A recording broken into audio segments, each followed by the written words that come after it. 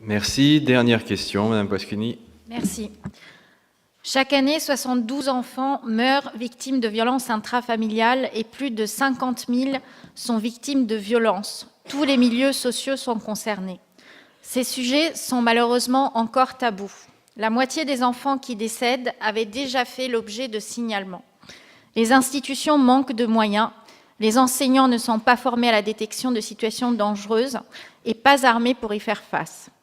L'éducation nationale manque cruellement d'assistantes sociales et d'infirmières, en manque de généralistes et de pédiatres, ce qui fait que la détection de situations de maltraitance peine à avoir lieu. Et quand elles le sont, faute à nouveau de moyens, les mesures de protection ne sont pas mises en place à temps pour la moitié des enfants qui meurent sous les coups de ceux qui devraient les aimer et les protéger.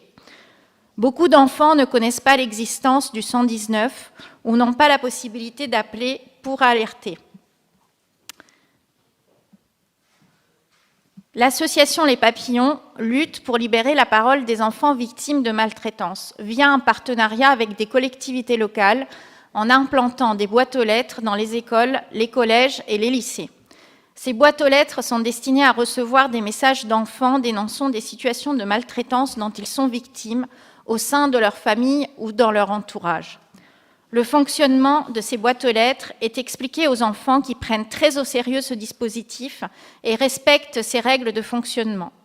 Le courrier est relevé 2 fois par semaine et lu par des psychologues, des médecins, des policiers ou des gendarmes.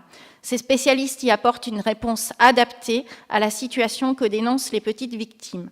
Certaines villes du 92 ont déjà mis en place une expérimentation et il me semblerait intéressant qu'Asnières fasse de même et que les élus d'opposition et les élus de la majorité qui se porteraient volontaires pour suivre cette expérimentation puissent y prendre part. Serait-il possible d'enclencher ce partenariat également avec notre ville ? Merci. Marie-Do. Merci beaucoup.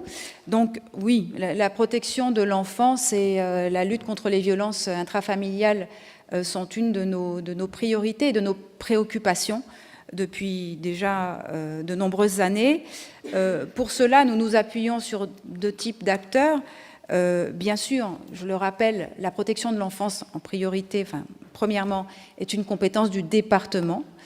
Donc, nous prenons appui sur les services du département, mais nous avons développé aussi à Asnières un service de santé scolaire et de prévention important qui vient en relais du sous-engagement, du désengagement de l'État en la matière, parce que la protection des enfants est une de nos priorités.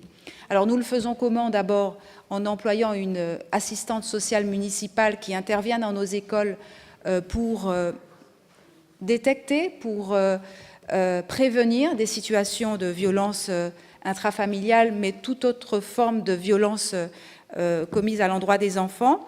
À titre d'exemple, notre assistante sociale municipale réalise chaque année entre 3 et 7 signalements ou informations préoccupantes dans ce cadre. Par ailleurs, nous avons également un réseau d'infirmières municipales rémunérées par la ville d'Asnières, et c'est un budget absolument significatif, plusieurs centaines de milliers d'euros chaque année, parce que nous considérons que la protection de l'enfance et la prévention de toutes les violences dont les enfants peuvent être victimes est une priorité. Les infirmières scolaires municipales suivent entre 8 et 16 enfants qui sont repérés comme présentant des difficultés à cet égard chaque année. Alors, vous parlez d'une initiative qui est portée par l'association Les Papillons. C'est une association que je connais et avec laquelle je suis déjà rentrée en contact il y a plusieurs mois. Nous avons eu des réunions pour évoquer effectivement les modalités d'une collaboration. C'est une action qui est intéressante, qui a retenu toute mon attention. Je me suis également rapprochée de mairies d'Île-de-France qui avaient mis en place cette action. Il y en a très peu, il faut le reconnaître. En tout cas, j'ai rencontré 4 communes pour avoir un retour sur leur expérience de cette mise en place des boîtes aux lettres, afin de nous faire notre propre idée de l'intérêt de mettre en place cette action. Donc une dans le 95, une dans le 77, une dans le dans le 93 également.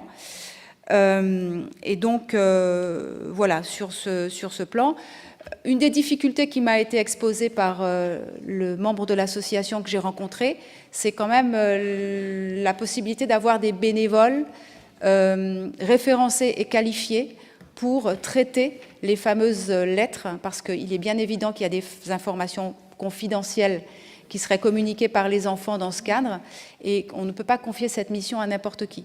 Donc c'est un point qui mérite d'être, on va dire, approfondi pour nous permettre, le cas échéant, de mettre en place, à titre expérimental en tout cas, cette action dans une ou plusieurs de nos écoles. Donc je ne manquerai pas de vous tenir informés lorsque nous aurons abouti sur notre phase exploratoire. En tout cas, ce sujet est déjà bien pris en compte, notamment avec l'association Les Papillons. Merci beaucoup.